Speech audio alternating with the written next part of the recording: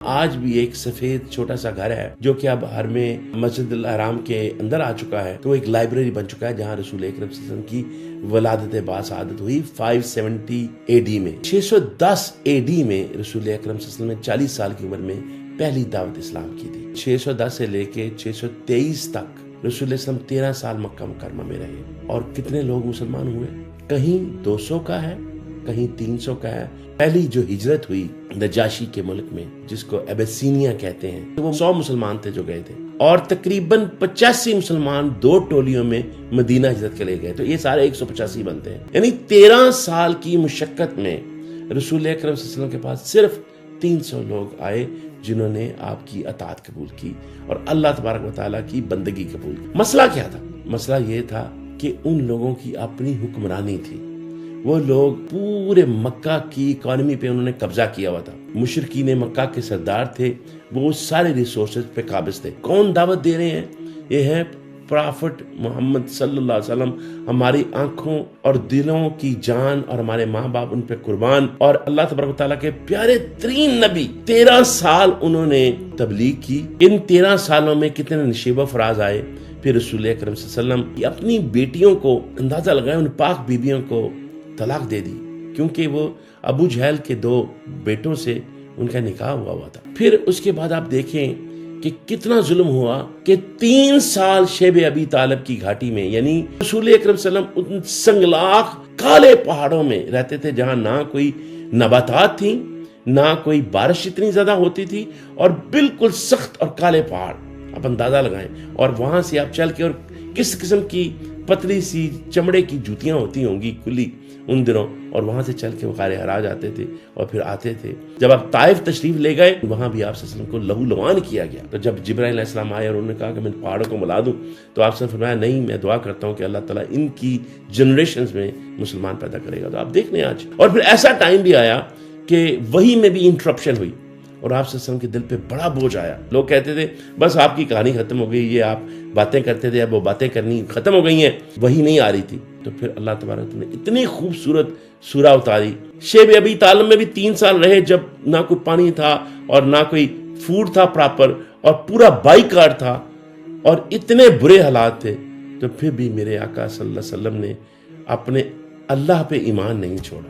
ان کا ایمان اتنا اسٹرانگ تھا کہ وہ کہتے تھے ایک طرف سورج اور دوسری طرف چاند لا کے رکھ دے، تو پھر بھی میں جو ہے وہ دین سے ہٹنے والا نہیں ہوں۔ یہ ہے وہ ارادہ، مصمم ارادہ، جو انسان کو اس کی معراج تک لے جاتا ہے۔ اتنے برگزیدہ نبی اور اتنے برگزیدہ انسان، لیکن دیکھ لیں وہ بھی بغیر ٹرائل اور ٹربولیشن، بغیر مشکلات کے اس جگہ تک نہیں پہنچے۔ یہی بات عمران خان کہتا ہے، یہی وہ چیز ہے جو اس کے پاس ہے، اور وہ ہے ایمان۔ کیونکہ جب آپ کا ایمان سٹرونگ ہوتا ہے نا، تو دنیا کی کوئی طاقت آپ کو اپنی راہ سے بھٹکا نہیں سکتی۔ ہم صرف کہتے ہیں لا الہ الا اللہ، ہم صرف کہتے ہیں ایاک نعبد و ایاک نستعین، اور وہ اس پہ عمل کر کے بھی دکھا رہا ہے۔ کیونکہ سچا مومن وہ ہوتا ہے جو صرف لا الہ الا اللہ محمد رسول اللہ کہتا نہیں ہے، بلکہ اس پہ عمل کرتا ہے۔ یہی وہ یقین تھا کہ جب ابراہیم علیہ السلام کو پھینکا جا رہا تھا آگ میں، اور فرشتہ آیا اور اس نے کہا کہ آپ حکم کریں، میں اس آگ کو بجھا دوں یا آپ کو لے جاؤں، تو ابراہیم علیہ السلام نے کہا کہ نہیں، میرا الحسبنا اللہ و نعم الوکیل، نعم المولا و نعم النصیر، ہمارا اللہ ہی ہمارے لیے کافی ہے۔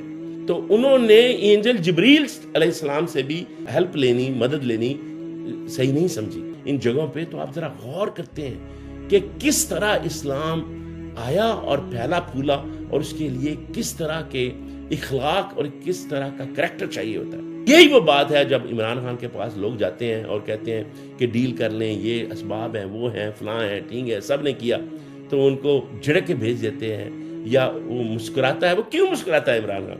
اور جب اس کی بہنیں بھی جاتی ہیں اور وہ بات کرتی ہیں، تو وہ کہتی ہیں کیا تمہیں اللہ پہ یقین نہیں ہے؟ کسی صحابی نے ان سے کہا تو آپ ڈیل کر لیں، تو انہوں نے کہا کہ یوسف علیہ السلام نے جب خواب کی تعبیر بتائی تھی اپنے انمیٹ کو، تو انہوں نے کو کہہ دیا تھا میرے بادشاہ کے ساتھ جا کے میرا ذکر کرنا، تو اللہ تبارک و تعالیٰ کو وہ بات پسند نہیں آئی۔ یہ خود عمران خان نے اس صحابی کو بات بتائی، اور اللہ کو بات پسند نہیں آئی، اور پھر 10 سال تک وہ بندہ بھول ہی گیا اس نے بات کرنی ہے۔ تو بات یہ ہے کہ جب آپ کا ایمان پختہ ہوتا ہے نا، تو آپ دنیاوی اسباب کو جعلی اسباب ہوتے ہیں جو شرک کی طرف، طاغوت کی طرف لے جاتے ہیں. اللہ جب ایمان دیتا ہے تو وہ پھر مومنین کے ڈر دور کر دیتا ہے، کیونکہ اصل میں جو رات آپ کی قبر میں لکھی ہوئی ہے وہ باہر نہیں آ سکتی، اور جو آپ کو ملنا ہے وہ کسی صورت ٹل نہیں سکتا.